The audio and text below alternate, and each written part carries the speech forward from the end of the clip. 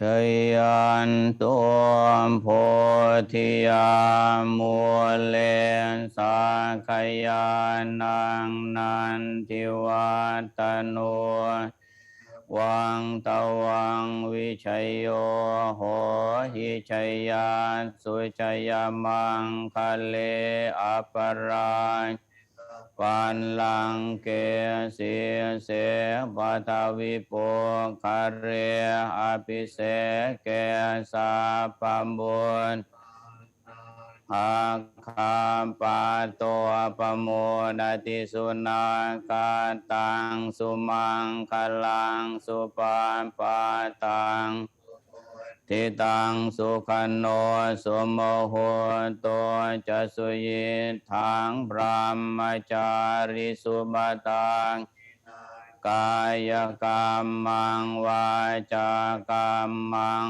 ปนาคินังหินังมโนกรรมังปณิทิเตบรรดาคินาบรรดานิกตวานลพันตาเตปาดาคิเนบาหูเดวามนุษสาจมังคลานิอาจินขมานาโสธานังบรูหิมังคลมุตตมังอาเสวนายะลานังบันดิตานันจะเสวนาปูชาจะปู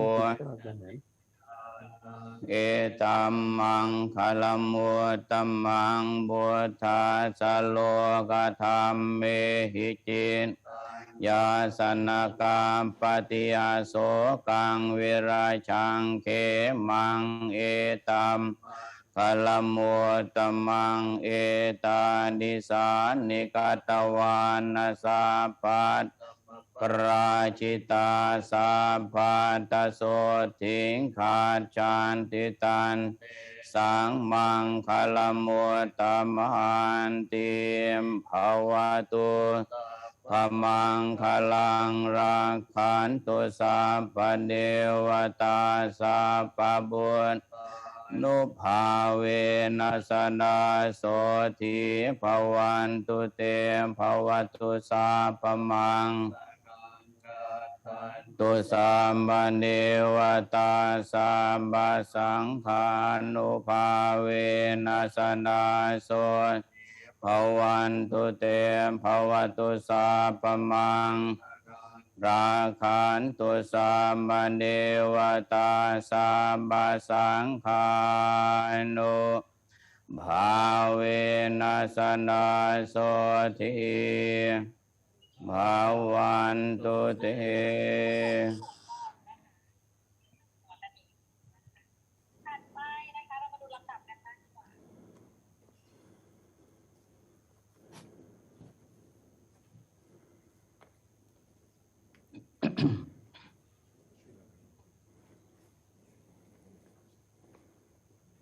そう。스리 랑카 구쇼즈 이거 그리 이네 콘스 페지 딱딱 좀이었어 말이. 그래서 뭐 어쩔 수 있어. 이 단데 테라민고 단데 타일랜드 제일 스리 랑카 지유. 송사시. 나 스리 랑카 단데 페지 네버다. 스리 랑카.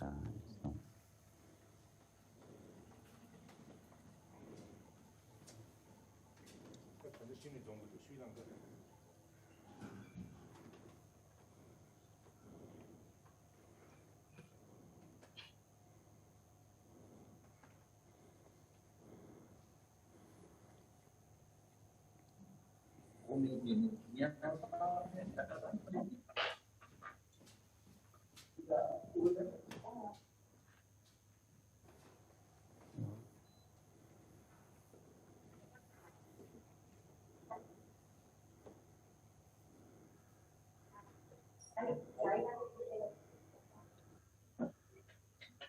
Namo tassa bhagavato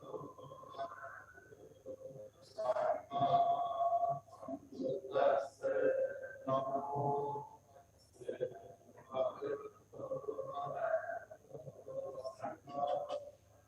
Buddhadasa Namo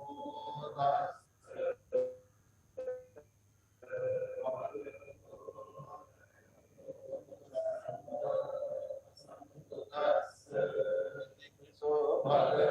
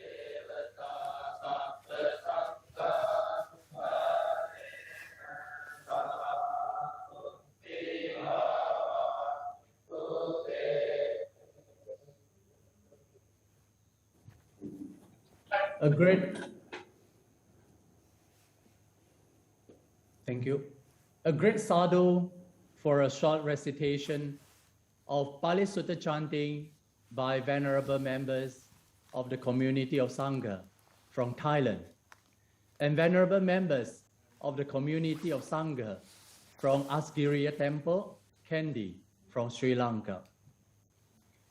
A very good morning to His Holiness the Dalai Lama and all respected venerable members of the community of Sangha from Thailand, Sri Lanka, Myanmar, India, Indonesia, Malaysia, and Singapore, and many other monastics from various other countries, and many Buddhist friends, Dhamma brothers and sisters around the world. Namo Buddhaya, Sapa Mangalang, Tashidale.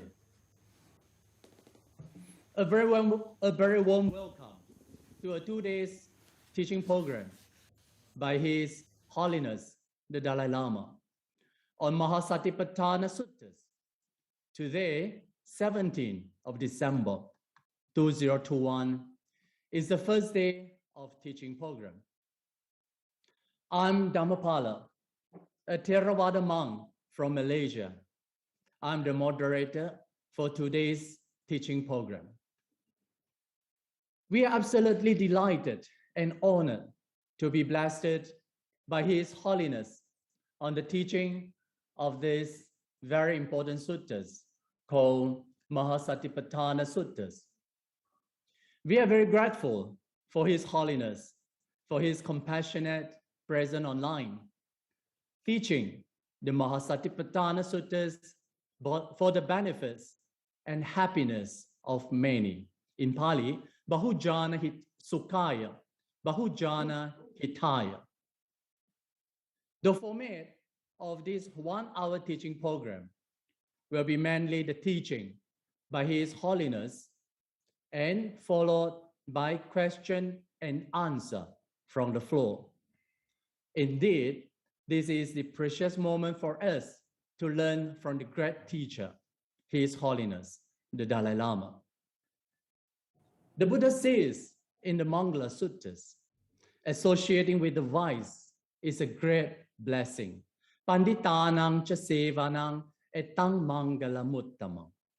I hope you will make wise use of this wonderful and rare opportunity to ask His Holiness anything about life, meditation, practice, and cultivation. However, due to overwhelming questions from the floor and due to time constraint, we might not be able to attain all of your questions, and your understanding is very much appreciated. Now, we request the floor to mute your mic and keep the video open. Please keep the environment calm and peaceful. Listening attentively to the teaching by the Great Master, His Holiness, the Dalai Lama. On behalf of all the organizers, His Holiness, I would like to introduce some of your old friends and senior monks to you. Most Venerable Dr. Waskadue, Mahinda Vangsa, Mahanaka Thero, Mahanaka Thero Sri Lanka of Sri Sambuddha Sasanodaya Sangha Sabha of Amarapura Mahanikaya, Sri Lanka.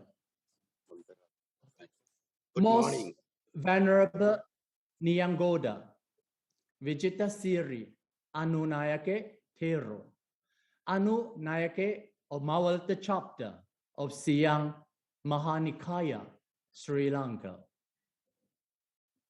Venerable Dr. Omaupe Sobihita Nakathero, Chief Sankanayaka for Southern Sri Lanka of Sri Ramanya Mahanikaya. Venerable Narang Panawe Ananda Nakathero, Chief Abbot of Asgiriya Maha Pirvena Kendi. Most Venerable Pra Medi Wajirodom, Venerable Vajira Medi, Chentawan International Meditation Center, Thailand. Most Venerable Pra Vajira Yanamuni, or Ajahn Achalo, he is the abbot of the Anandagiri Forest Monastery in Thailand. Venerable Sri Saranankara, Naka Mahathera Chief of Malaysia, Theravada Council, Malaysia. Most Venerable Kemacharo Mahathera, the Chairman of Indonesian Supreme Sangha Councils. Most Venerable Dr. Santacitto Thera, the Chairman of Kerja Rajasa Buddhist College, Indonesia. Most Venerable Dhammaduta Thera, the Chairman of Indonesian Buddhist Scholars Fellowship, Indonesia.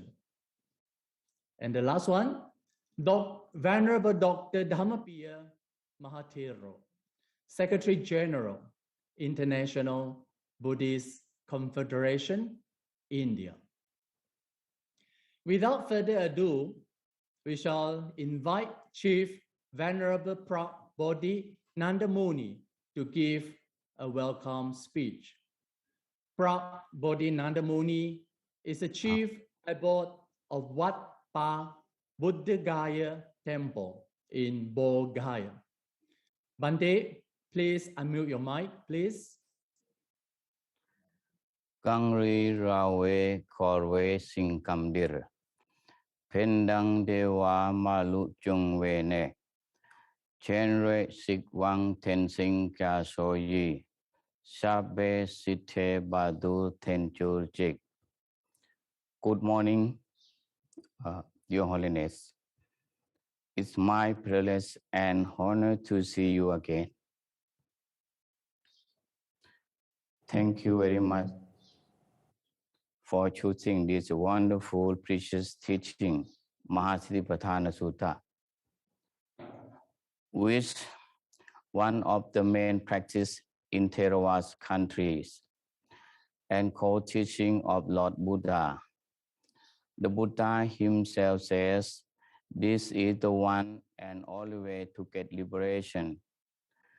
This teaching is coordinated by your office in Southeast Asia and organized by Venerable Prabodhinantha Muni Luang Phoi Chiu, Wat Pa Thamachat Meditation Center of Thailand, Srivijaya State Buddhist College of Tangerang, Indonesia, Theravada Buddhist Council Malaysia, Sri Lanka Tibetan Buddhist Brotherhood Society, ASEAN Dhammaduta Projects Thailand, Tibetan Buddhist Center Singapore and Sri Lanka.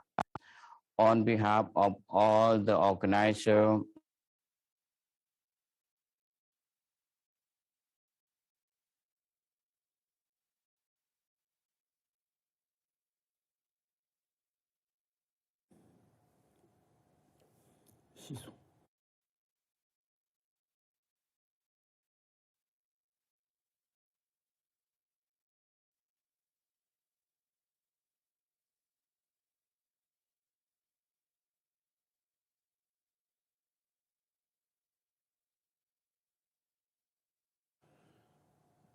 So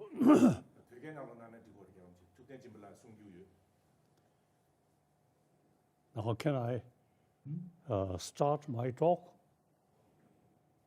Okay.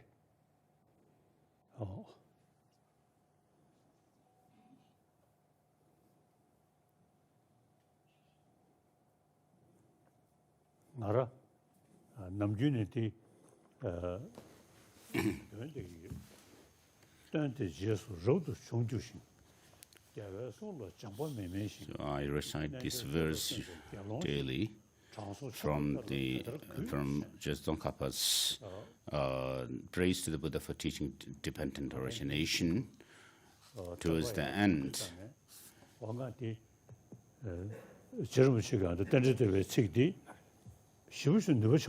so as a renunciant and so forth, having become a renunciant or monk in the tradition of the Buddha and having studied the teaching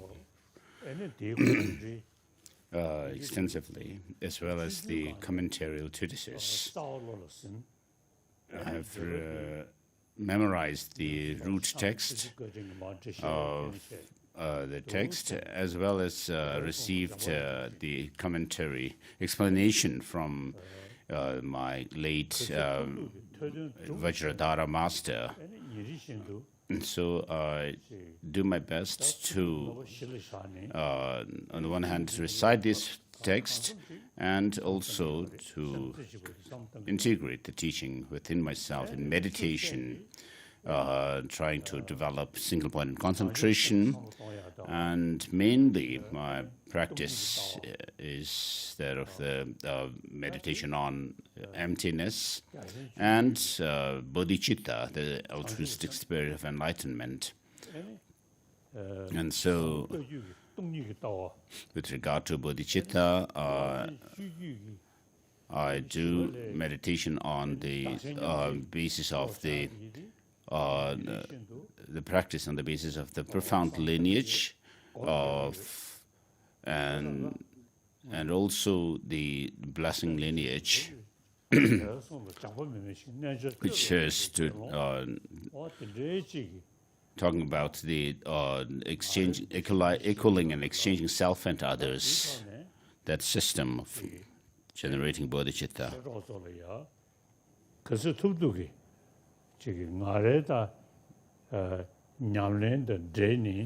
So, to my Dharma brothers and sisters,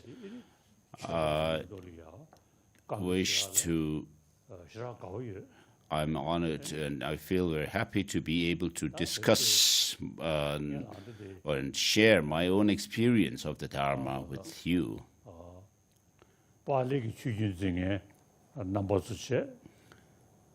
So the followers of the Pali tradition of Buddhism, as well as those following the Sanskrit tradition, all of us, anyway, are the followers of the same teacher, the Buddha.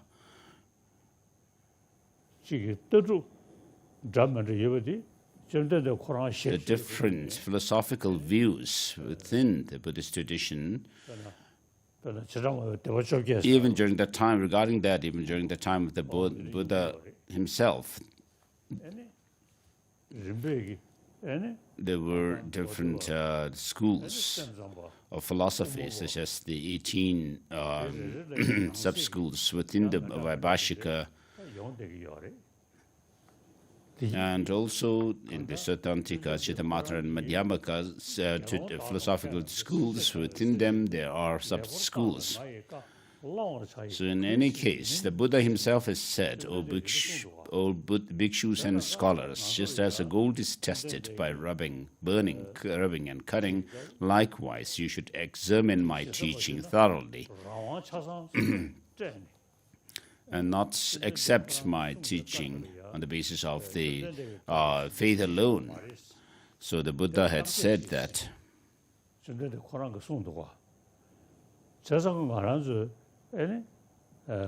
So the Buddha himself has given us the freedom to analyze his own teaching and not take it on the face value, literally. So in the Nalanda tradition, therefore, there is great emphasis on checking the teaching of the Buddha himself.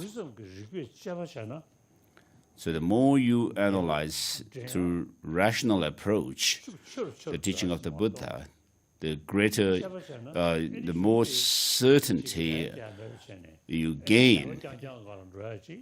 It's not like the more you do analysis of the teaching, you lose the track of your analysis and just stick to faith alone. It's not like that. So what we need is to develop a faith in the teaching of the Buddha, grounded in reason. And so, with regard to the profound lineage of the profound view lineage, and also the extensive lineage of the skillful means, I've been doing these practices, and I'm happy to share my knowledge and experience with you, my brothers and sisters. So in the world today, what I do is to build harmony amongst the different religious traditions. All religious traditions teach love and compassion, a good heart, and also non-violence or not harming others. And regarding Indian traditions, religious traditions like Jainism and others, they also teach the practice of love, compassion, tolerance, and not harming others. So the Indian religious traditions teach about non-violence or not harming others.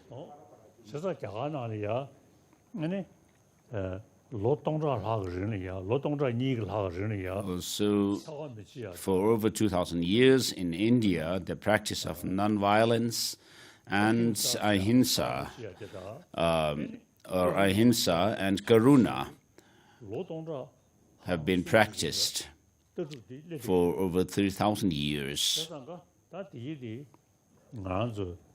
디 락지를 야가 나라로 출루 먼저 망고요래 카시셔요래 any issue. So in India, of course, the different religious traditions of the world, such as Islam, Christianity, Judaism, and so forth, live together. And so India is an example, a role model for religious harmony in the world.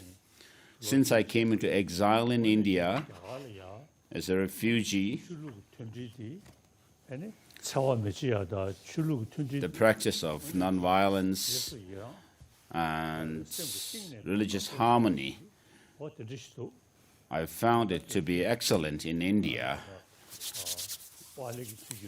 really appreciable. And so the followers of the Pali tradition and the Sanskrit tradition of Buddhism, to have this opportunity to gather with you, I'm very glad for that. And then we'll have a question and answer session.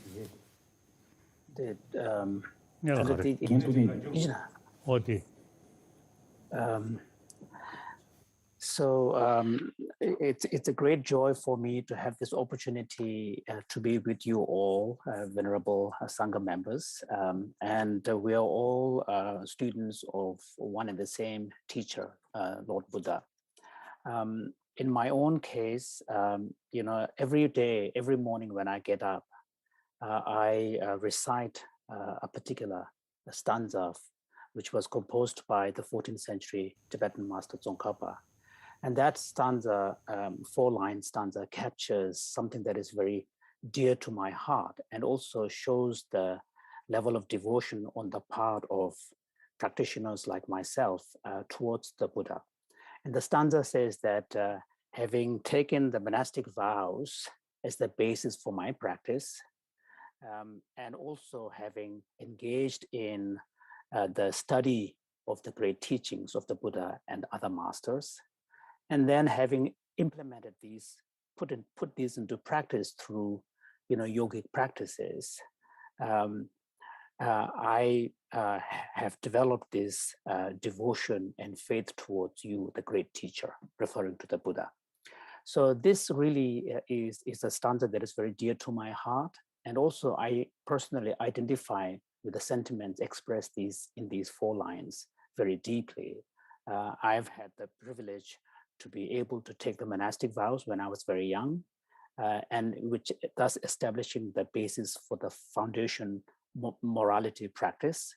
And then in my own life, I've been privileged to have access to a great teacher, my main principal tutor, Yongdzin Rinpoche, who, thanks to his kindness, I've been able to be exposed to the vast teachings of the Buddha, as well as the great masters that came after the Buddha, and spend enough time, actually not a minimal time, but quite a bit of time, delving deeply into these teachings and the great treatises.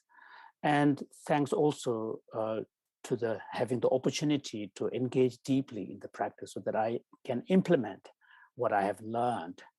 The content of the learning for a Buddhist needs to be put into practice through meditative cultivation.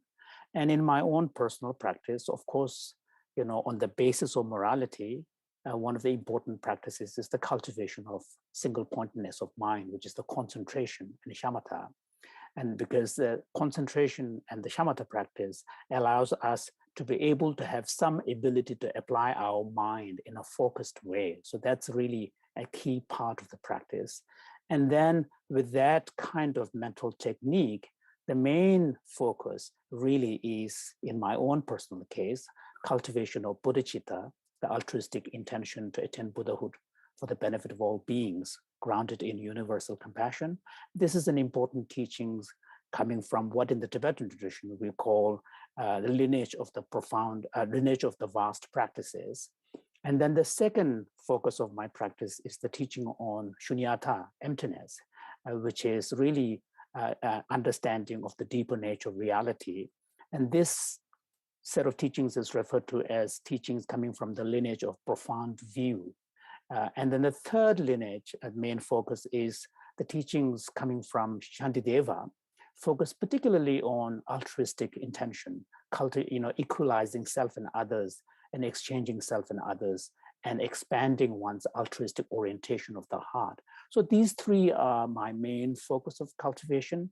And as a result, as I deepen my own personal practice, the more I am able to gain something from these practices, the deeper my devotion and reverence to the great teacher Buddha becomes. So this is something that I wanted to share with you, and the recollection of the Buddha is something that we as Buddhists must do on a daily basis. And in my own case, that's the first thing in the morning when I do, by reciting those verses.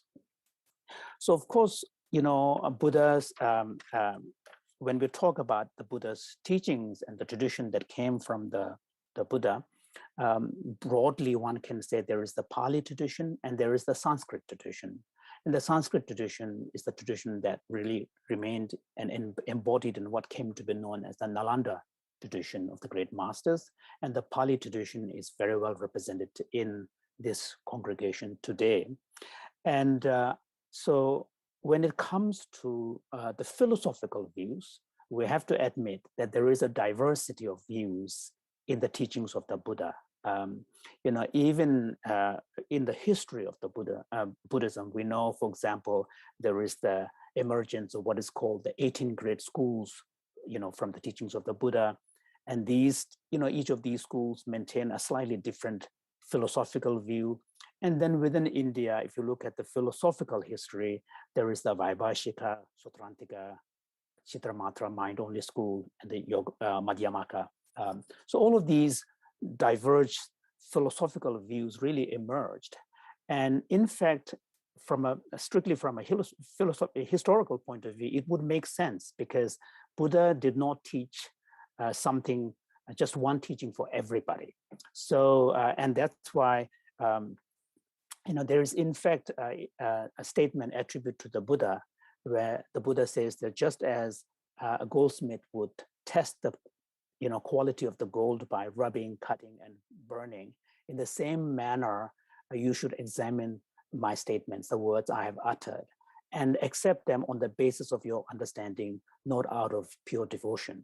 So in some sense, we could say that the Buddha, our teacher, has given us, his followers and disciples, a kind of a liberty, a freedom to really examine and really make sense of the content of his teachings in relation to our own understanding.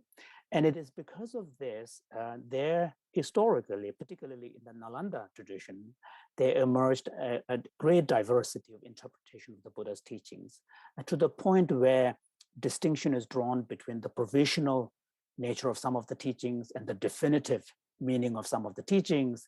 And so to the point where sometimes even the literal statement of the Buddha is not accepted on the surface level meaning, but looked at as a deeper underlying hidden meanings and so on. So I think it is really important to understand this overall history, and also to really recognize that as Buddhists, Buddha really was teaching something to us aimed at understanding the nature of reality as it is. So the nature of reality as it is would require us to apply our mind and critical thinking to be able to understand. And so, for each of the statements of the Buddha pertaining to the truth, we can subject them to analysis. So it's not, Buddha's teachings is not something like a scriptural, has to be accepted as a scriptural authority on a, just a pure faith or devotion. Buddha's teaching can be accepted by examining and relating to the nature of reality and reason. So therefore, it's a very rich tradition. And once we are able to understand this, then our devotion and faith to Buddha will not be just purely a devotion and faith, but it'll be a devotion and a faith grounded in reason and grounded in understanding. And this is something that I think is really important, and I want to share with my fellow Buddhists, that to be able to cultivate a faith in the Buddha that is grounded in understanding and grounded in reason.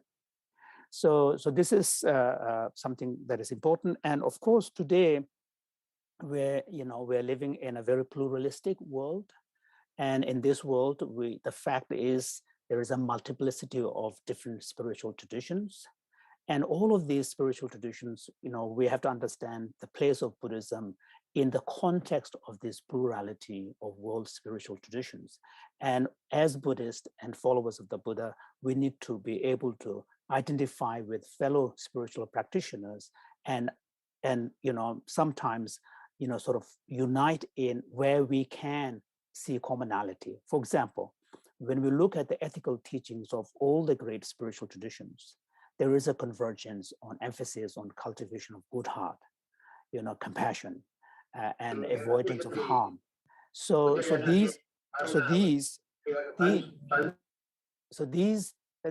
teachings are universal, and that's why cultivation of a good heart, and for example, cultivation of patience, forgiveness. So these are universal spiritual values, and it's something that we as Buddhists also need to appreciate when we relate to other traditions. And in my own case, I am a deep admirer of the great heritage of India, the country where I have had the privilege to live now for many years as a refugee, as a stateless person. But India particularly is a place where historically there has been a multiplicity of faith traditions. In addition to Buddhism, there is the Hinduism, various traditions of, denominations of Hinduism. There's, of course, Islam, Christianity, and so on and so forth. So there's many sort of, more than several centuries history of the plurality of faith traditions in India.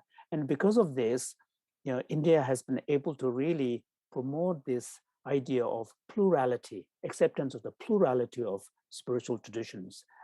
And this is something that I deeply admire. So the two things that I really try to share in the world taken from the Indian heritage, one is the emphasis on ahimsa, the non-violence and avoidance of harm, rooted in compassion.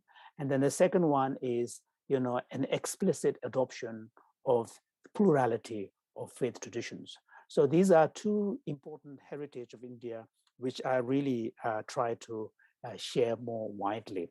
So before we launch into the actual teaching, once again, I want to express my deep gratitude to everyone who has made this teaching, organized this teaching, and also as myself a monastic member, it's a real privilege and joy to be able to be with many fellow monastics today here for this session. Thank you. Any Minidarish at the Tisamtangiori, Tedalo to Segendawa session, Rangalana, never Juru Russian.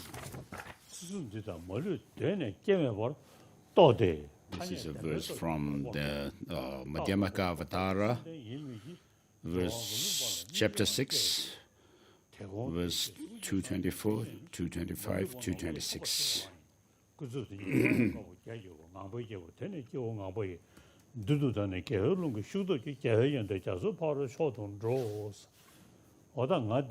So I recite this every day.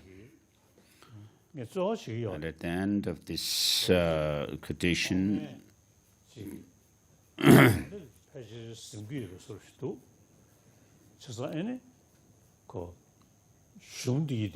it says,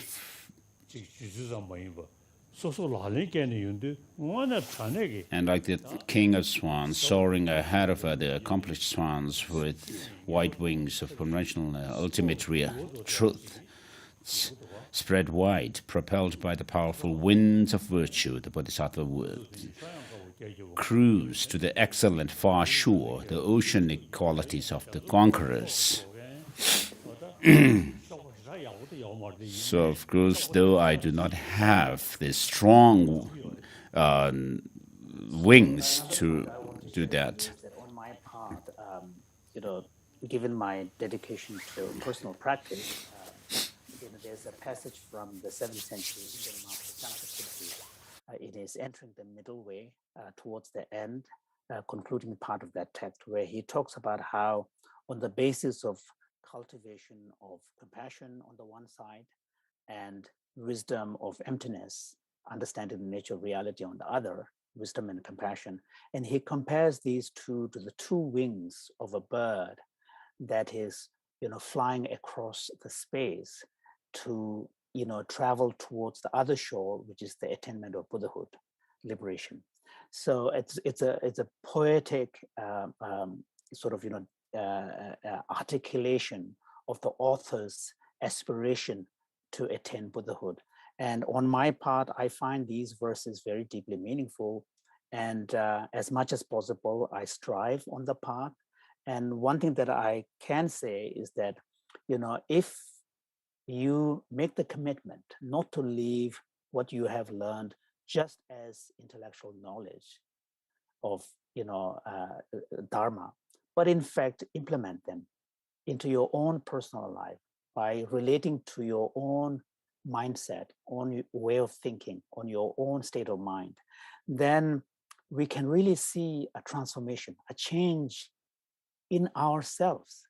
And when you are able to see the change in yourself as a result of implementation through practice, then you begin to feel a kind of almost as if you could taste what the texts are talking about, so that it does not remain just words and representation in words, but actually there is a sense of reality that sets in. So I could say that, although I cannot claim that I'm actually gone quite far, but I could say that at least I have, touched the first part of the threshold of the path that is going to lead me to the other shore. And so perhaps the two wings that I'm using, the wisdom and compassion, aren't as, strong as I would like them to be, but still there are two working wings that can at least take me a little bit on the path. So the point I'm trying to make is that it is important that the knowledge of Dharma be actually made real through personal practice, so that you begin to see a change within your own mind. So now, some questions. Chabiti. Oh.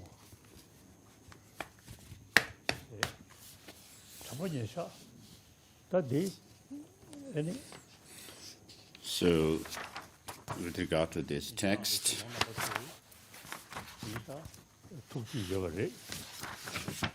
the Sangha members are familiar with it. So perhaps I don't need to go through the text in detail. So there are the 37 factors of enlightenment. So the four close placement of mindfulness, and the four exertions, the five faculties and five powers, and the sevenfold path to enlightenment, and the eightfold noble path.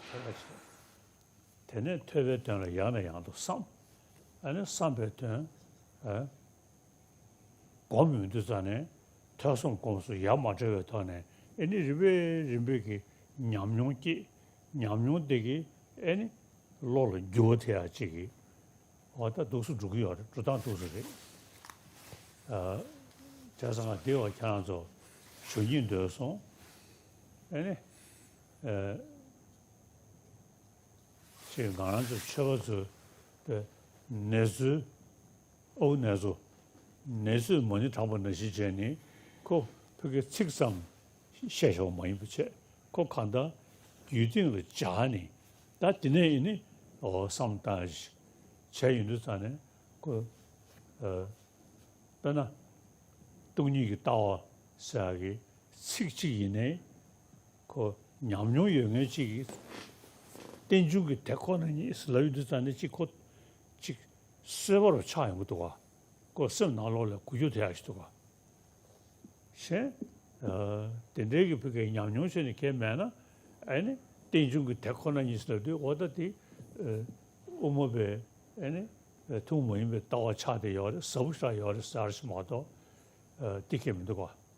Chasanga, Tosum Komso, Yamajer to Sound Tandu, the Togo Toby into Sigimedi, Kanda Yamyo Kala Kansa Yudivici, Chade Yori, Dindri Indu, Munachita, Sanjay Chedi, and Tosum Komso, Yamajo in the two Sound Tambina, one a Tranegi. She Mrs. Dagal Chashana, Jondra Yodabata, and it's Sero Jenny, or Da in the Salam Dreachigi. Gade Paranga, the Parasanga, the Buddhist or Sadi, one da Yoya Resha, some Changudu. So on the text, Maha Satipatthana Sutta, this is a text that is very familiar to the Theravada community. And I don't think it would, it would not be necessary for me to be commenting on the specific words or sections of the text itself. One thing that I would like to share with you is that my suggestion would be to, when we look at a great scripture like this, Maha Satipatthana Sutta, for example, which presents the teachings on the 4 foundations of mindfulness, from my own personal kind of experience is that I find it really helpful to not to look at the specific teachings in their own right, in isolation. I always try to look at the great teachings of the Buddha in a broader context, where that specific teaching is coming from and what broader context that teaching is part of. So for example, the 4 foundations of mindfulness is a key practice which is part of a larger context that is the 37 aspects of the path to enlightenment. And the 4 foundations of mindfulness is the first of the 7 sets.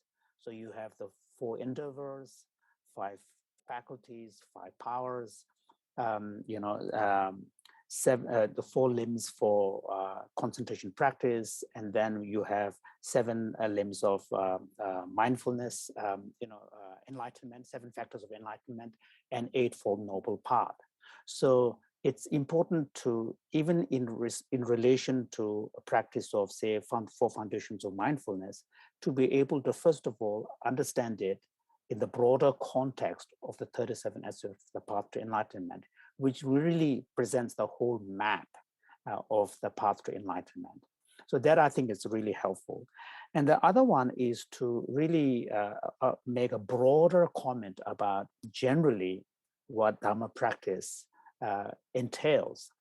Dhamma practice entails, for example, in the case of the 4 foundations of mindfulness and the 37 aspects of the path to enlightenment, the first stage is the stage of learning, where we have to cultivate the understanding of the teaching by studying, by hearing, by reading. So this is the first level of understanding, referred to as understanding derived through study or learning.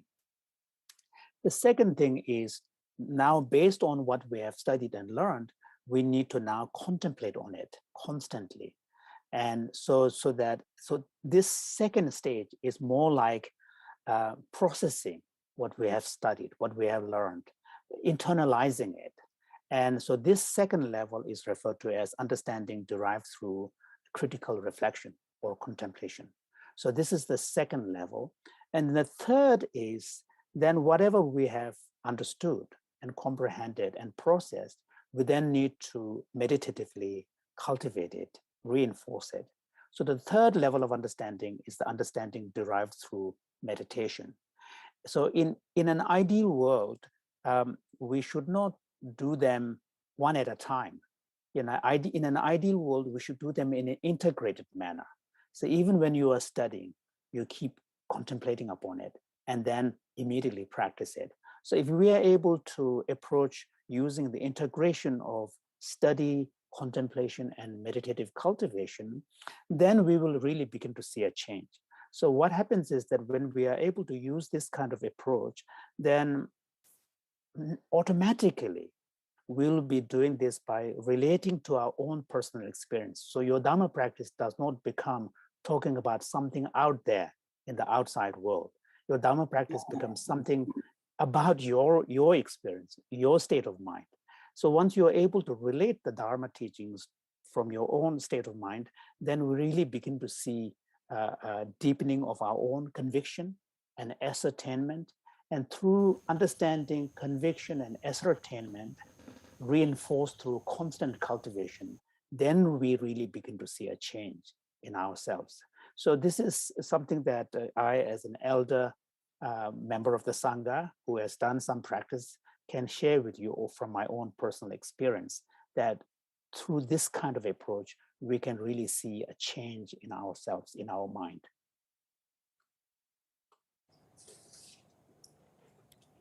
This one. No.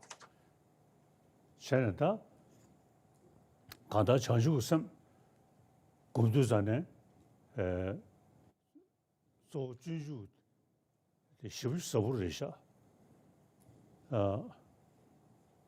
Jitin Tungi, take a Randon de Lechon. Jitin Dawachi, Shantu, take a Shanton de Lechon.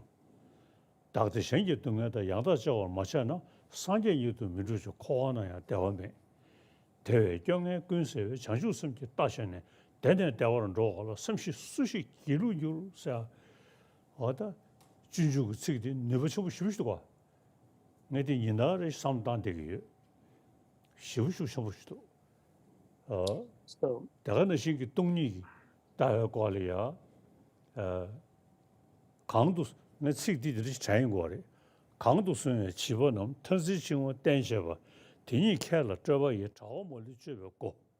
Then the shadow modern, Dabashi, Wajer and the Sankishin, Mudijana, Jumbu 6, or the Sonshadi, Mayan Koalandardi, and Nasadi, the Kanda Chada gets a sword, the Nasad Roda, and Nadi Namdungi, those saying to Sane, Nachan near Medevjigi.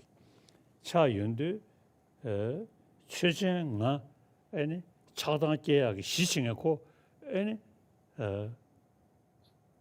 Tatun Sana, Niki Medevitel, Lia, never Tovia Chile, go Pinkitua. Oh, Chesanga, Nanga, Tawanga, so Chandy, go Churching, Chadan Paya Chagi, Churching, Namdung Rigota, Namge Rigua, Julusho, Dodger Same Tensi, and then all the show, Chick to Church Tensi, Jewulucho, Yemi Kingo Tensi. Then they do sometimes, Nasadi, Kenania Medevici, Chai Utua. Chasanga, or Dini, say, Nasadi, go charging Neko, no Jangarisha.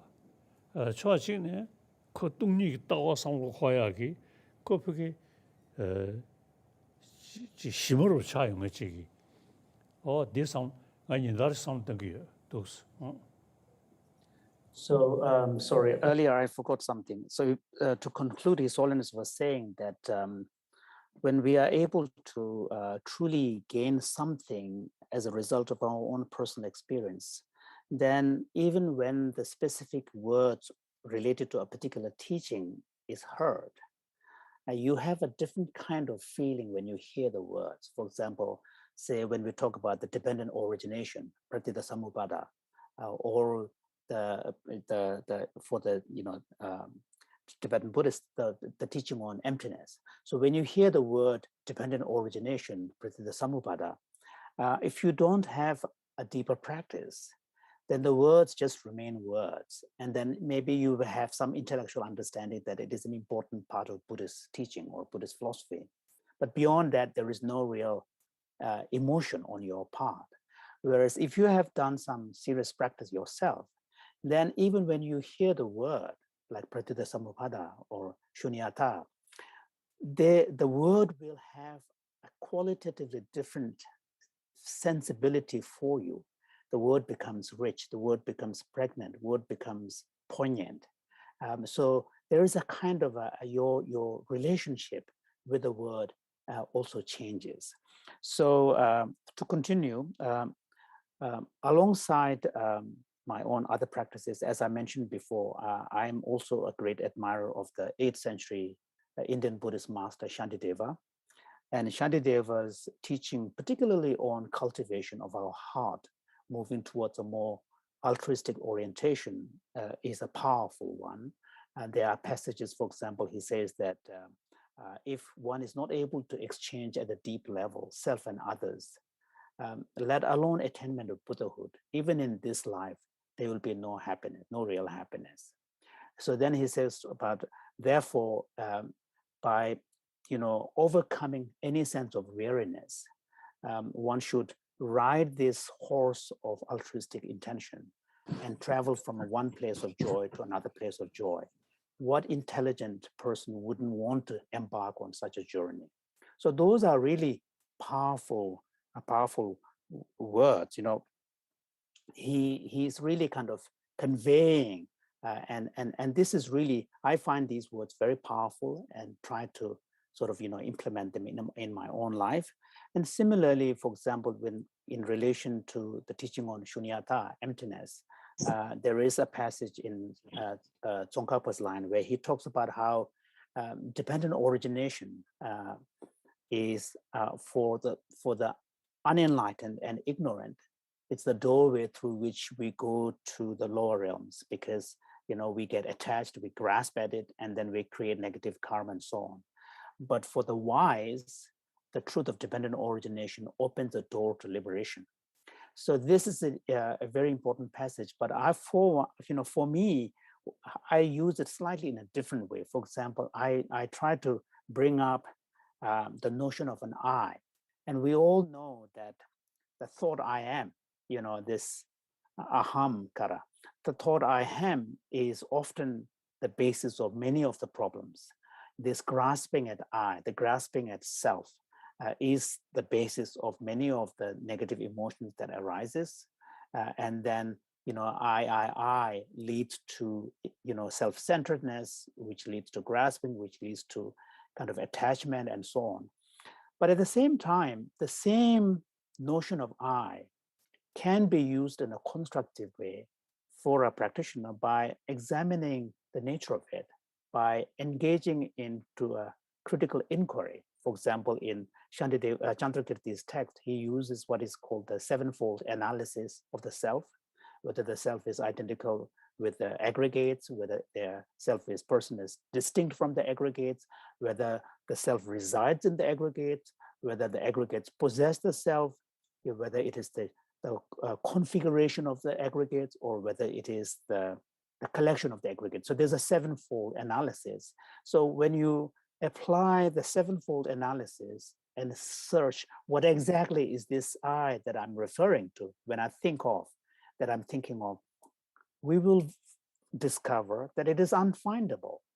When subject to such critical analysis through a sevenfold mode of analysis, we don't find self beyond our constitutive elements that make up our existence. So in this way, even though the notion of self can lead to problem by attachment, grasping, and so on, but at the same time, the fact that we have a natural sense of self allows us an opportunity to use it in a constructive way by applying critical inquiry and wisdom, prajna, and discovering that there is no real basis for this strong attachment that we bring about. So in this way, the point is that the teachings of the Buddha and the Dhamma teachings are not something external to our experience. The teachings are something that are relevant to our experience, and by applying it to our own states of mind and mind, experience, we'll be able to gain a real change.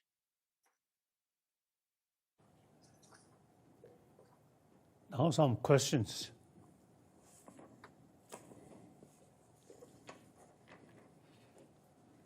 We are indeed rejoiced at the teaching by His Holiness. And this is indeed a blessed teaching program to have the great teacher, His Holiness the Dalai Lama, to teach us this direct path to realization through the teaching of Maha Satipatthana Sutta. As His Holiness said, though we live in the multiplicity of Buddhist teachings, but the faith and devotion to the Buddhas, the cultivation of compassion and wisdom remains applicable to all Buddhist practitioners for the ultimate realization of Nibbana. For your information, His Holiness will continue delivering the same teaching on Maha Satipatthana Suttas tomorrow, the same time, Indian time, from 8 to 9 a.m. We have many questions from monastic as well as laity to ask His Holiness, but due to time constraint, we can only take a few questions, and your understanding is very much appreciated. This is a gentle reminder for questioners. When you ask the question, please unmute the mic. And after questioning, remember to mute the mic back, but keep the video open. And we shall keep the room calm and peaceful and create a conducive learning atmosphere. We may now invite Venerable Maha Sokchai Kunivat from Thailand to ask your question to His Holiness. Please unmute your mic, please. May I pay respect to Your Holiness and good morning, all Dhamma friends. I would like to ask some question. The Buddha says Satipatthana is the direct way for purification of beings, for overcoming of sorrow and lamentation, for extinguishing of suffering and grief, for walking on the path of truth, and for realization of Nibbana. But in the present time, the new generation just need for overcoming trouble in their life. So how can we apply Maha Satipatthana Sutta to use in daily life, such as in situation of COVID-19? Thank you. 이렇게 해서 지금 강에 이제 채비 그들로 다디 주던 게 가져 입어들이 삼로서 고고 말봐 커두기 지 강에 채비 그들로 다지 강에 먹고지 미지소 나올 채되지 이니 미밀이야 지 콘도사야 서로 차돌라야 서로 나제지야 서로를 영대기도 와 다디도 또서 동人都 파다니 그다 디두세디 소스 아니 레지 왕기 요구여 왔다 레스야데 심뒤 모두고 통해 요구여 디리가 상로 망스 코레이나 아니 시 강에 체디 다는시 밀 주고 딱 레라베 토를 밀 주고 돼야 디디 패시 연구 말에 자 디지 인도 가당 알아서 안돼 되지데 지 다산지게 처리야 딘딘 동업하고 대보 딘딘 구주하고 대보 딘딘 공부하고 대보 딘딘 람하고 대보 신이 den시송돼야 디디기 도시 den시 오는 대보 차와는 대보 차와 제우도 잡으라 대보사 대수체도 도 상도스 예배이나 에네 아주 강에 제주잖아요 지금 남상식 섬이야 공주사가 서로 지금 심중요하고 서로 어디도 배치 매용을 해서 쉬울켜봐도. Your question is very true because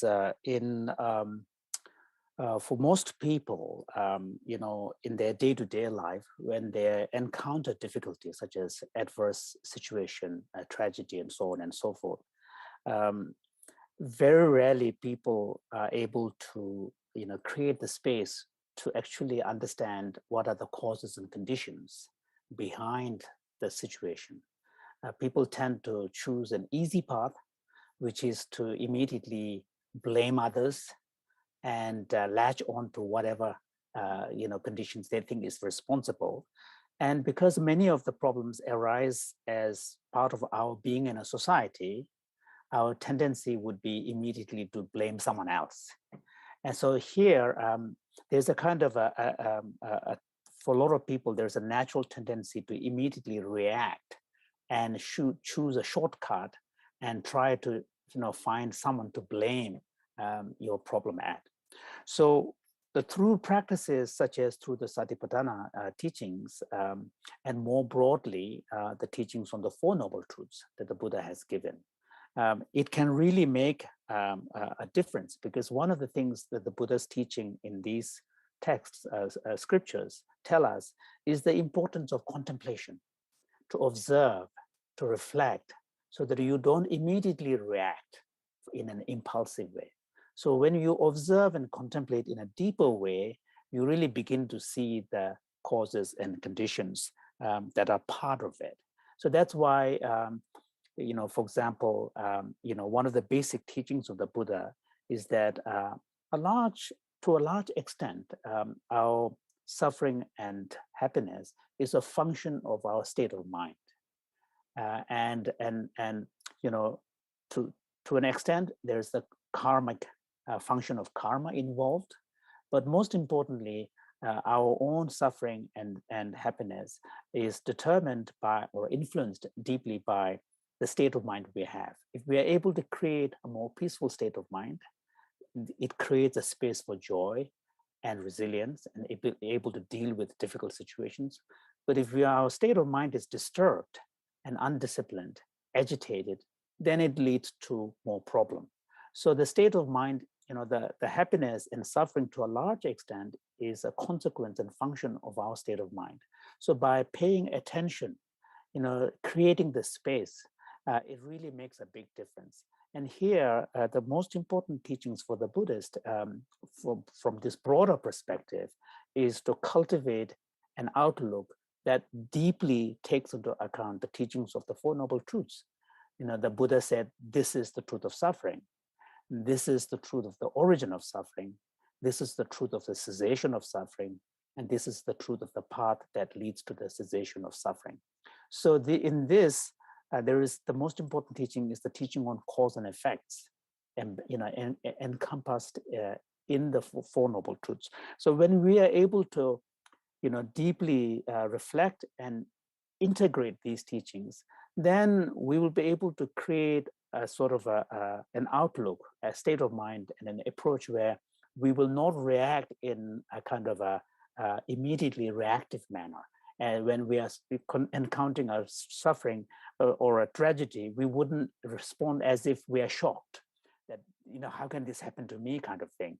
So we would not respond in this way because we will be able to have a deeper understanding of the situation. So in this way, I think the Buddha's teaching can really help to create a more open, spacious, resilient mind so that one can be able to deal with immediate challenges in a more constructive way. 산지선데 담바시스 동에다고 구조다고 고고다고 남지 담바스니 송샤 드즈차기 또서 고르 쉬베이나 에는 아주 다대변은 내양 서로 들어가게 채베 그들이 고 섬나로 다 교도 견을 때네 난기 규진 치 규진 망구투스 연구요의 삼고도 남사직 섬로 빼야돼 해로 토르대야돼 배지 용말 봐 다 들어가게 채베 그들이야 참반이 샤근데 치들지마 러위는 어떤 천을 들으셔야 쓰니 샤샤가 리기요래 그 시제 고야 오지 마잖아 지금도 되게 den시수야 돼 뺏겨서 버려셔 아니 고베다 보셔야 되기 저상어 디르고도 가 동네때 보다 그주때 뭐 뒤치고 셈 슌데야 계속 말이 고베다 보셔야지 요래스잖아 다 든지 때 인도산에 디 톱지게 람지 템포디 세주시야 쉬우지르샤디 So if we are able to, as I said before, really kind of internalize the teachings, the significance of the teachings of the Four Noble Truths, then we begin to appreciate the complexity of causes and conditions behind many factors. So for example, in the case of COVID situation, for someone who has this ability to appreciate the complex causes and conditions, then such a person would not react to the immediate threat in a very shocking way, because one will have the understanding there are internal causes and external causes and conditions, and then one will seek the necessary avoidance that is important part of protecting oneself, and then not emotionally react in a negative way to challenges, so that one can continue to maintain their own peace of mind. If on the other hand, if someone has not internalized these teachings on the cause and effect, like as in the Four Noble Truths, then even if we ask that person to recite part of a holy scripture, like say, for example, from the Satipatthana Sutta, then that person, because the mind is agitated, will not really benefit even from hearing an important part of a passage as well. So this, I personally feel that the teachings embodied in the Four Noble Truths is a truly, truly profound one, and an important one. Thank you. The next question. Oh, sorry, I forgot. And His Holiness was saying that, one of the beautiful things about teachings on Four Noble Truths is that although it begins with the truth of suffering and the origin of suffering, which is the story of the problem, but it's not meant there for us to become discouraged and demoralized, because it's followed by the third noble truth, which is the truth of cessation. And then the truth of cessation shows us the possibility of a freedom, and that is a source of really great hope. And when we are able to understand that there is a possibility of cessation, then the interest arises in finding out what is the path that leads to the cessation. So the psychology behind the Four Noble Truths teaching is a beautiful one. Okay, so thank you, His Holiness. We now invite Venerable Dr. Maha Satipatthana from Thailand to ask your question to His Holiness. Please unmute your mic, please. Good morning, Your Holiness, and friend in the Dharma. Your Holiness, as we know, Buddhism has several traditions, and the emphasis is also differently placed. How do we integrate or interpret Maha Satipatthana to the modern peoples and non-religious believers? Thank you.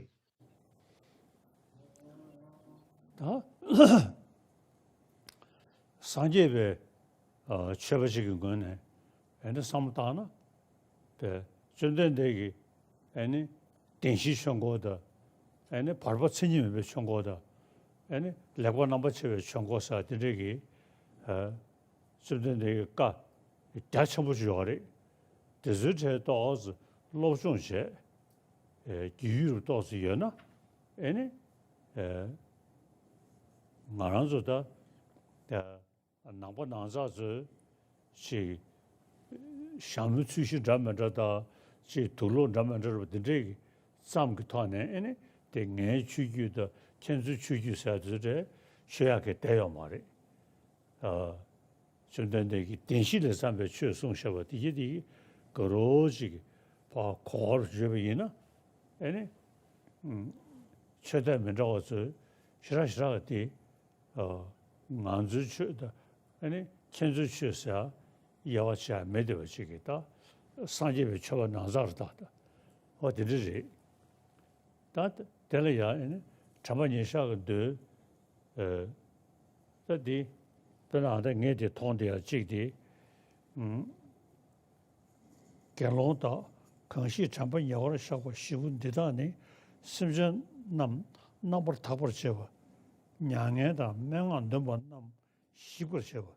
동해상 이 메데와노 야월셔와 담보 토르셔와 냥데 모두 쳐버체 네 탐지기 쳐도 저버지고 라미노스 천디 dom쳐부 숨도가 저다 간다 지 좀 되게 줄로 사월로 그 주더 리뷰 남이 토는 순주자네 에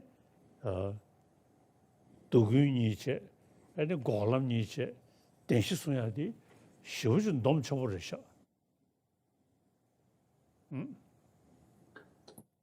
So for us, of course, you're right that among the followers of the Buddha, there are many different traditions. For example, when we talk about the Buddha's turning of the wheel of Dharma, some traditions speak about 3 turnings of the wheel of Dharma. The first turning of the wheel of Dharma, which is focused on the teachings of the Four Noble Truths. Second turning of the wheel of Dharma, where the key sutras were the perfection of wisdom teachings, primarily focused on emptiness. And then the third turning is the turning that involves sort of further interpretation of the second turning. So there's definitely a diversity among the followers of the Buddha's teaching. But as I mentioned before, the main framework of the Buddha's teaching is really enshrined in the teachings of the Four Noble Truths. That is really the basic framework of the Buddha's teaching. So once we are on our part, whatever traditions we may belong to, if we are able to deeply appreciate the significance and the profound meaning of the Four Noble Truths, then we will be able to really relate to other fellow Buddhist traditions as well, without feeling any strong partisanship, differences that may be based on different color of hat or different colors of robes that one tradition may be adopting, but we'll be able to feel a sense of affinity across all the followers of the Buddha's teaching. So that, I think, is an important one. And I keep saying that the Four Noble Truths teaching is a foundational and the main frame. And here, for example, in the Satipatthana Sutta, Buddha presents a very, a comprehensive summary of the efficacy of the path, when he says, here monks, there is amongst in this one way to the purification of beings, for the overcoming of sorrow and distress, for the disappearance of pain and sadness, for the gaining of the right path, and for the realization of Nibbana. So in this, single passage, Buddha really sums up the heart of what the path, Dhamma, is supposed to lead us to. And that really is the essence of the practice of Dhamma, the aim of the goal of Dhamma and the practice of Dhamma. And the Four Noble Truths offers us really a powerful framework, because suffering and origin are one set of cause and effect, and cessation and path are another set of cause and effect. And in these two sets of cause and effect, there is a very, very comprehensive and a grand synthesis of the entirety of the Dhamma there. Yeah. Next. Thank you, His Holiness. We now invite Venerable Maha Navin Arunrat from Thailand to ask your question to His Holiness. Please unmute your mic, please.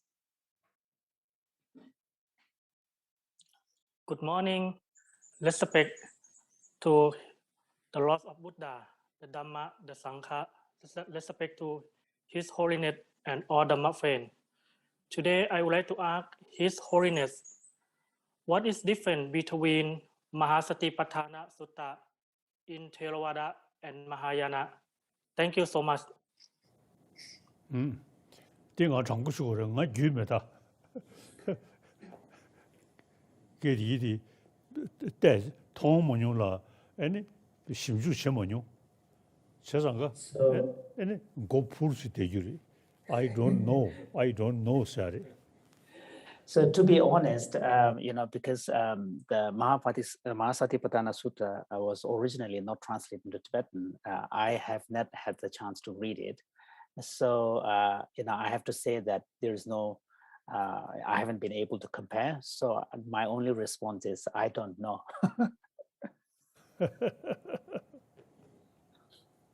Okay. Now next. Thank you, His Holiness. We now invite Venerable Narangoda Paluwe Dhammadina Thero from Sri Lanka to ask your question to His Holiness. Please unmute your mic, please. Sarnai, Atipujaniya Dalai Lama Naik Mahipanan Wahanse Pradhana, Vipwat Sambhavaniya Sabhavan Avasarai, Subudasana Kiva, Pera Satipatthana Pilibanda U Danuma Mata Malagidrakiti Pava, A Bhaviteta Gatta, Vartamani A Gilihimata, Hetu Munawan. Peruan Sarna Istuti. Did me Trombe Kodulia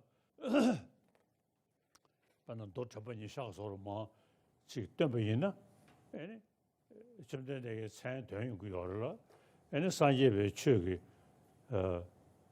간다지 취지 먹고 싶다는데 대삼기 그 간다 대부 남시 벌시 대와 여대비네 즉 고대야 지기 편도된데 요리 아니 된 대중 침배 지 가서 그래 다 김상금 미소다 지 and trouble changes the sick to cover in a young some non toss shitty on average, then depend on your.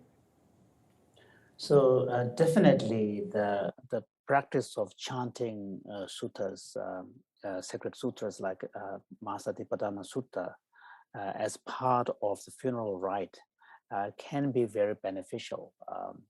For example, in the Indo-Tibetan tradition, there is the concept of intermediate state, Andhra Bhavana.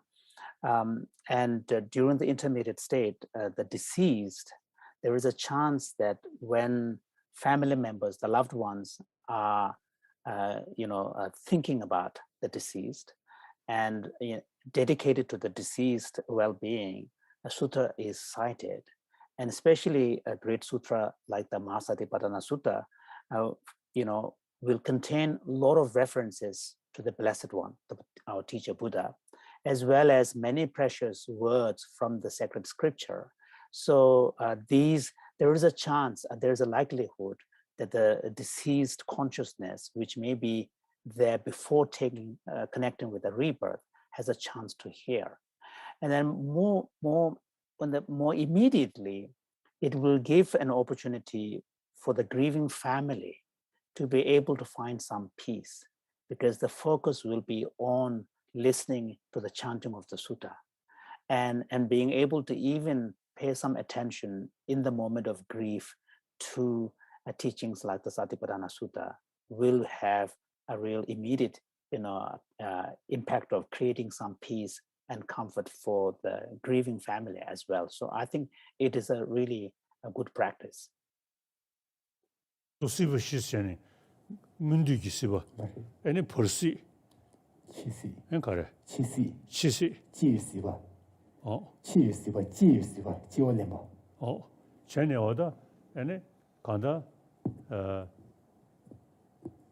number Shiva Sadi, ko Sugile, Sule, Koji Yamari, Kora number Shiva Sadi, Kora Novo Kanda Kani, Kora Nieling Juji Kuyorwa. So Nielings lives on a Kora Riktimbe Juji. Chasanga Shiva says on Riksam Digi Nieling Judy, Kora Riktimbe Jutan Ramado, Lundi, any Shiva, she Kongan Shiva Dramatia, Judichi Yordi, Yilu number Shiva D, Kora Yilu Gun Koratin Yongo Achigi. The day in this time, Anzu Mishiva Sholia, Persisiadi, Ko Yonde Yore. And the day, Pungunibody, Pachi, Partusiva Sunding, and the Pungunibody, Toya Pachi, Yadeva. Any the Chonjong at Digi, she Dashu Sonder to Stabina, any Persidigi, Koyada, Toya Yudavajiki, Pando Yudavajiki, the Jiji. So in the Sarvastivada Abhidhamma, there is an explanation of the four aspects or four stages of existence. One is the birth, the second one is the life in between, and the third one is the death, and the fourth one is intermediate state. So intermediate state is the stage in between two rebirths, two births. Underlying this concept of four stages of existence is the understanding that fundamentally human consciousness, the consciousness and body are two separate streams that make up our existence. Human existence is composed of body and mind, but body and mind are two fundamentally different streams of continuity of existence. So when a body ceases, when someone dies, the body ceases, but not the consciousness, because the continuity of the consciousness is rooted upon the successive continuation of the same kind. And this is part of the Buddhist causation theory, where only like things can produce like things. So matter cannot produce consciousness, and consciousness cannot produce matter, even though they can be cooperative conditions with each other. For example, for human mind, aspects of our sensory experiences that are contingent upon physical organs may have some immediate connection to the body, but the deeper manas, the mental level consciousness, is independent of the body. So the continuity of that will carry on. So after the person is deceased, even though the continuity of the body, the consciousness in the body has ceased, but consciousness before taking rebirth, before connecting to a new birth, is still present. So that's one of the reasons why when chantings of sutta and sacred texts are done in the memory and for the dedication of the deceased, there is the possibility that the deceased consciousness can actually have some ability to hear. And there are also suggestions that in some cases, the deceased consciousness can also perceive their own old body and being there. So in any case, these kind of practices as part of a funeral rite is actually very beneficial. Bena persi da jar chigi milam glu sach. Azun ju milam ta me khodula chi mi ring ga she di chue jang de marda ko renshin gi tang me pakcha de ingir wo milam glu 풍분히 원래 고소 로스 청해진데 영되게도 가 내 모습이든지 예 어디 매는 걸로 아니 풍분히 원래 봐 로스 청해 아니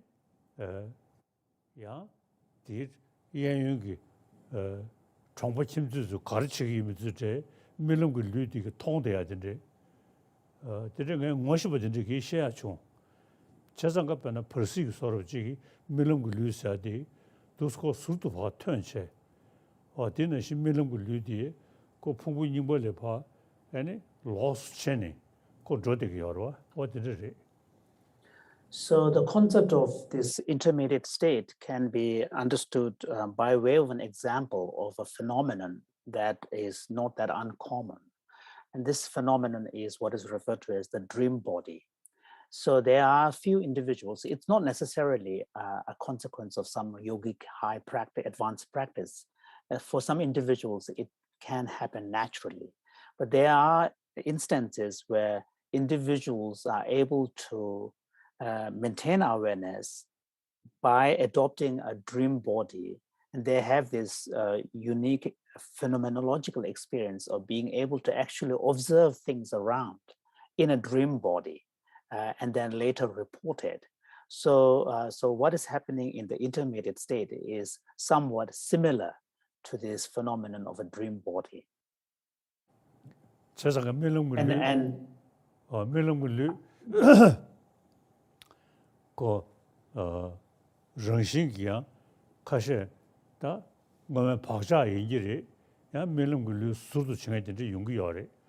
양 안에서 곰점니 melumgulu surtu chiya dinde.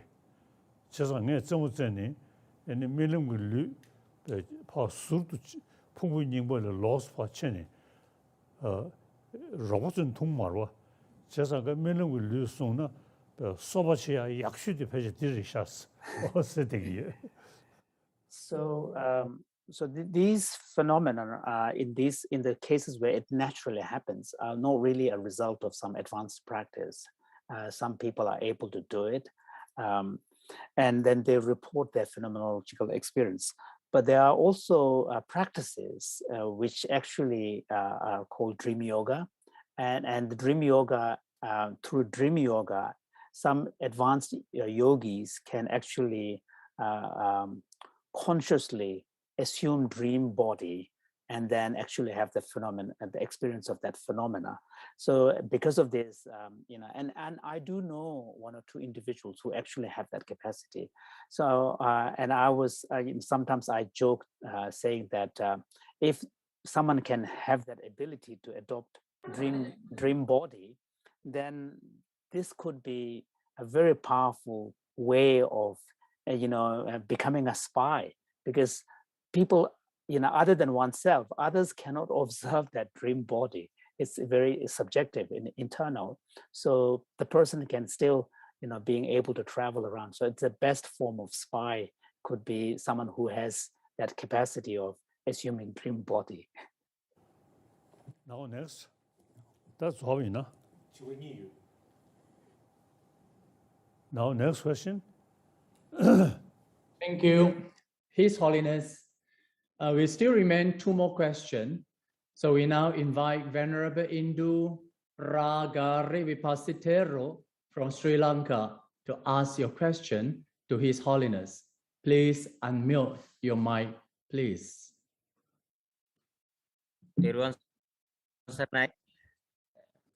Dalai Lama Maha Swamin Wahanse ඇතුළු සම්භාවනීය මහා සංඝරත්නයෙන් මගේ ප්‍රශ්නය තමයි ආනාපාන සති භාවනාව සම්පූර්ණයෙන්ම වඩනකොට සතිපට්ඨානය වැඩෙනවද එසේනම් කොහොමද ආනාපාන සති භාවනාවෙන් සතර සතිපට්ඨානය වැඩෙන විදිහ පොඩ්ඩක් පැහැදිලි කරලා දෙන්න.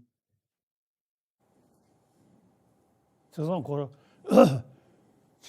중국마 현인도산에 지용으로 걸어야 애는 전번이샤시 애는 류 전번이샤 섬 전번이샤 애는 취 전번이샤 애는 가서 초 전번이샤 초 전번이샤 선에 그 전번이샤 시선에 남샤든지 수용 그 요래 애는 디나에다 우 전번이샤 애는 다 되게 안 되셔야들이 그때기 전번이 시작은 누구로도 처로 심어이나 애네 가서서네 심 전번이 시작 쇼로 처로 심어이나 애네 풍부님 원래 고소 로스 치야든지 용스이그로 봐 어떻게 저래서 그 정도 잡으시리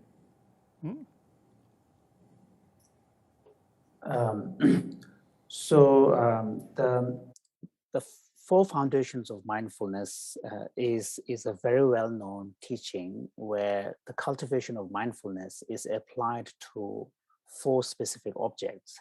These are body, feeling, mind, and mental objects or mind objects. So that's the broad teachings of cultivation of mindfulness, and mindfulness of breathing is part of that. And so in the four foundations of mindfulness, what we see is a progressively movement from body, feeling, mind, and mental objects.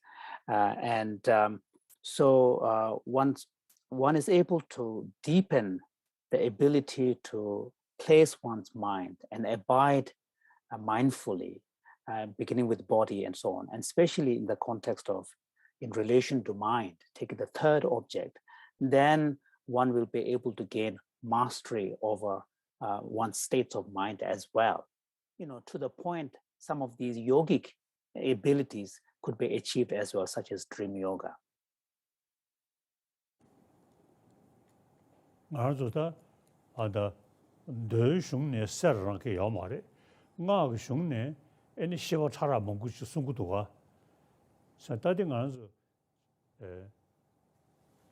chiwese goliya yongyage nangji topsun sadi jitumuru chi ni khu ko do yong yore de ga zo mo chu tuyachi cheni ane chiwese de ni yuese sene de sungudo wa So it's, although it is not that explicit in the sutta teachings with relation to the nature of mind, although there is the application of mindfulness on mind, but it is in the Vajrayana teachings we see more detailed and explicit explanations about the different levels of subtlety of mind and subtlety of consciousness. And this is, in this context, we also speak of the consciousness during the waking state, consciousness during the sleeping state, dream states, and so on. Progressively, the sleeping state is subtler than the waking state, and dreaming state is subtler than the waking state, and deep sleep state is subtler than the dreaming state. So, and in this context, there is a reference to a pure luminosity, luminous nature of the mind, and the subtlemost luminous state arises at the point of death. So there are specific techniques and practices in the Vajrayana teachings where yogi cultivates to attain these deeper states of consciousness and deliberately cultivate this luminous or clear light state of mind. 나디 나가 슝도 나로래 세우도가 사출로템 춤메로템 메루노템 루남실로템 남신 난가로템 수도잖아 에네 동보시디 샤용구요래 사다디 태윈도잖아 미규도 도도 가나메히도 사게 나와든데 차용하지 에네 배나 어디 슈고다 샤바라보디를 파 템차를 제라 에네 뉴을 해지지 왜서 참모도 간래 연도 에네 나와 쉐바 토바니 토사게 또디 에네 가소래 탐지도 뭐 왜서 샤야 그 권리야 어디 난지 토섬 사디 샤지 용기 열어라 다 나는 상황으로 시골이 에네 안다 조단도 또스 규유이나 에네 치워 생活도 집에 그도 다안다 나와 치워 나왔냐토 에네 어디도 서도 사버지기 모셔버지기 다들 모쳐야라 니유에서 쓰면 되기 에네 그 지금 먼저 So in these teachings, the Vajrayana teachings, we also see descriptions of the different stages of the dissolution that happens, particularly at the point of death. So these the 4 stages of the dissolution of the body, the 4 elements: earth, water, fire, wind, and then finally the wind dissolves into consciousness and consciousness into space. And these, the last stage of the dissolution, so each of these stages of dissolution are correlated with external and internal signs that the person will experience. And especially the final stage of dissolution where consciousness dissolves into space, there are furthermore 4 levels of 4 stages referred to as the appearance, increased appearance, attainment, and clear light. So we are progressively now dissolving into a subtler state and so on. So the final stage is the clear light of death. So, and this is what the yogi is training. And of course, all of us will one day have to go and we will be confronted with the experience of death. So for the yogi, the opportunity is to cultivate awareness so that when the person yogi is going through the different stages of the dissolution, one is able to recognize, now I'm at this stage, now I'm at this stage. And to be able to maintain awareness in the naturally occurring dissolution processes, what is needed is to train ourselves And the dream yoga is a way of training. And part of that in our training involves, first of all, being able to cultivate lucid dreaming so that you recognize dream as dreams. And so the dream yoga, dream stage, provides us an opportunity to cultivate that kind of recognition of the different levels of subtlety of consciousness. Next. Thank you, His Holiness. So this is the last question. We now invite Venerable Bhadra Budi from Indonesia to ask your questions to His Holiness. Please unmute your mic, please. Thank you so much for the chance. I respect to His Holiness, all venerables and participants I really respect.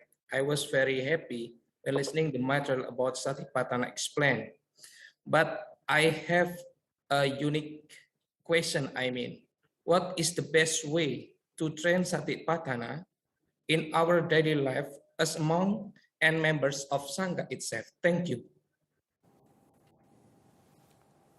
Tadi, rāngi kēlōngi sāmbā, tindriki tā, pīkē chāmbā di, mīlam sūnshēli yā, pīkē gyōndendu, pē shūk shāmbō shē tēyā shūmbā yīna, mīlam sūnshēli yā, kāndā chī, chī pāmlāki nyebā mākō yāki. Oda dīgi pāndā yārwa, kā tī gyōndene, ngā kēlōngi sāmbā di, 세두기 내가 저도 마세베 니두기 내가 에네 그 뒤거로 때 고마주나 수고 벌쓰기 내가래 나 결론이 사버디 다 결론다 패시다 그 간다 풍부 디파 식사를 제일 시야도야 가고르리 얘네 수순 두시르디 나 결론이 사ben 두시디 레토그로 어디르리샤. So for the monastic members, one of the most important practice is to really constantly cultivate the mindful awareness of the thought that I'm a bhikshu, I'm a monk. And this awareness, this mindful awareness of yourself as a bhikshu and your strong identification with that is really helpful, so that not only during the waking moments of your life, that mindfulness of yourself as a bhikshu will serve as the broader context in which you engage in your everyday activity, but you should cultivate to a point where even in your dream, when you are dreaming something tempting, the thought mindfulness will arise. No, I'm a monk. I'm a bhikshu. So if you are able to really cultivate your awareness and mindfulness of yourself as a bhikshu at that level, that will really help bringing mindfulness into many aspects of your everyday life. And then His Holiness was saying that, if that awareness is very strong, one may even be able to bring it into the intermediate state as well, even though there is no physical body. So in a technical sense, you're not a bhikshu anymore, but still that awareness that I'm a monk will be a powerful one. 소다기 베나니제 나라리 아니 셀 레버템보 아니 후 가자 호전이 셀 때가 그러다 제가 하던 뒤에 나라 지 4년 지금 좀도 거두이네 지금도 전시돼야지 송구도가 어디는 저리샤 So for example, yeah. 주주로서 나방아 눈에 다들 제왕아 애네 가서 가다 소다의 예제기 로다 시사되기 뒤균되네 전시도 st야지 도가 So if you look at the precepts that make up the monastic vows of a fully ordained bhikshu, we will see that many of the secondary precepts are connected with our everyday behavior, everyday conduct of sleeping, walking, eating, and resting, and so on and so forth. So we don't want to go into the details of the exact precepts specific to what kind of action we are, but the point is there are these precepts. And what this is suggesting is the importance of maintaining mindful awareness throughout your daily activities. For example, we speak of 4 main, kind of activities: sleeping, walking, eating, and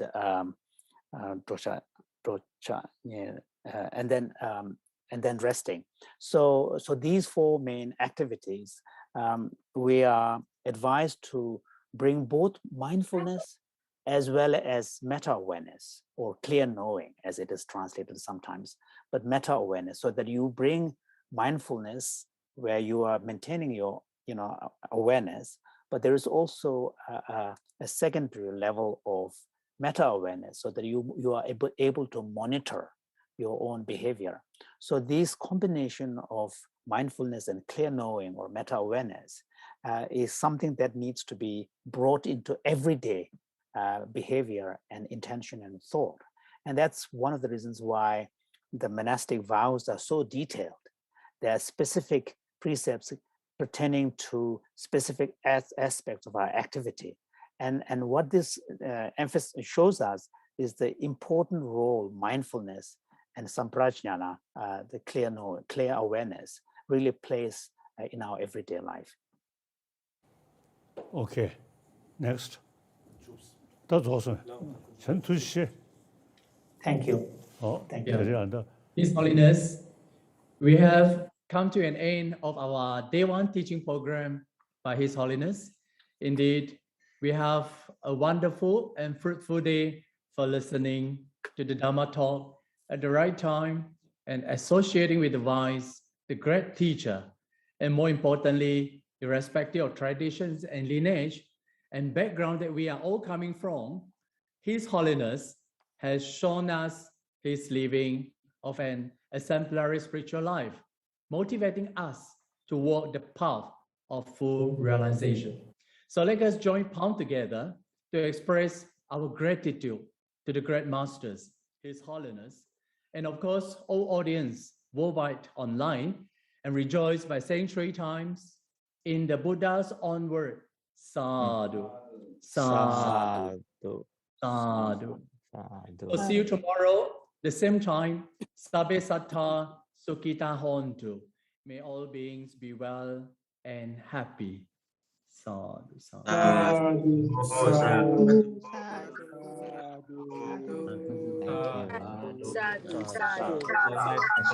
Sadhu. Thank you. Tomorrow. Thank you very much. Thank you. Thank you. Thank you. Good, Gigi.